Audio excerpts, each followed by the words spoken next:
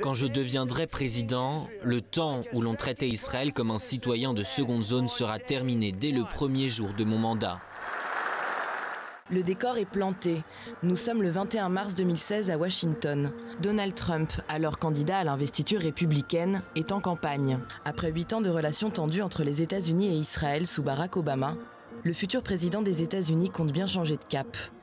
Mais depuis son investiture à la Maison-Blanche, Donald Trump multiplie les messages contradictoires sur la résolution du conflit. Rupture avec la politique d'Obama, pas si sûre. 2 février 2017, après avoir laissé penser qu'il soutiendrait sans concession l'État hébreu, le président américain crée la surprise. Dans un communiqué diffusé à la presse, il appelle Israël à se montrer raisonnable sur la poursuite des constructions en Cisjordanie. De nouvelles constructions ou l'expansion des zones existantes hors de leurs limites pourraient ne pas aider à atteindre l'objectif de la paix.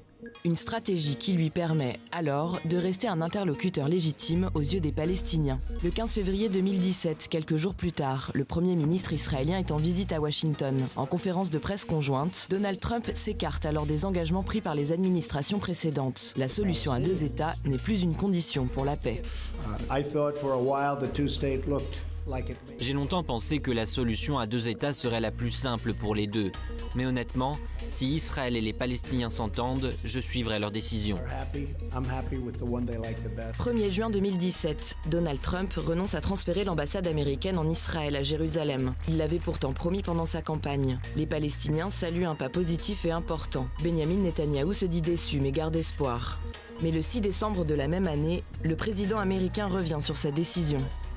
I have determined that it is time to officially recognize. J'ai décidé qu'il était temps de reconnaître officiellement Jérusalem comme capitale d'Israël. Il tient finalement sa promesse. Alors que Benjamin Netanyahou salue un jour historique, Mahmoud Abbas, lui, estime que c'est la claque du siècle.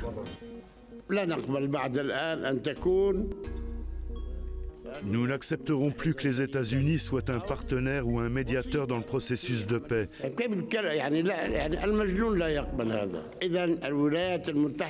Même un fou ne l'accepterait pas. Donald Trump apparaît alors moins optimiste quant à la résolution du conflit. Le 11 février dernier, dans une interview publiée par le quotidien Israël Hayom, il fait part de ses doutes, sans épargner l'État hébreu.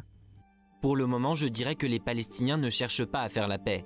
Et je ne suis pas complètement sûr non plus qu'Israël cherche à faire la paix.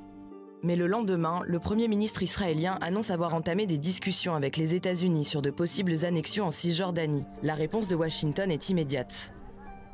Les affirmations selon lesquelles ces discussions sont en cours sont fausses. Les États-Unis et Israël n'ont jamais discuté d'une telle proposition et le président reste focalisé sur son initiative de paix. Une initiative de paix qui n'a pas été rendue publique. Donald Trump reste évasif sur son calendrier. Le 5 mars dernier, il rencontre à nouveau Benjamin Netanyahou. Il affirme que leur relation n'a jamais été aussi bonne, réitérant ainsi le soutien presque sans faille des États-Unis à Israël.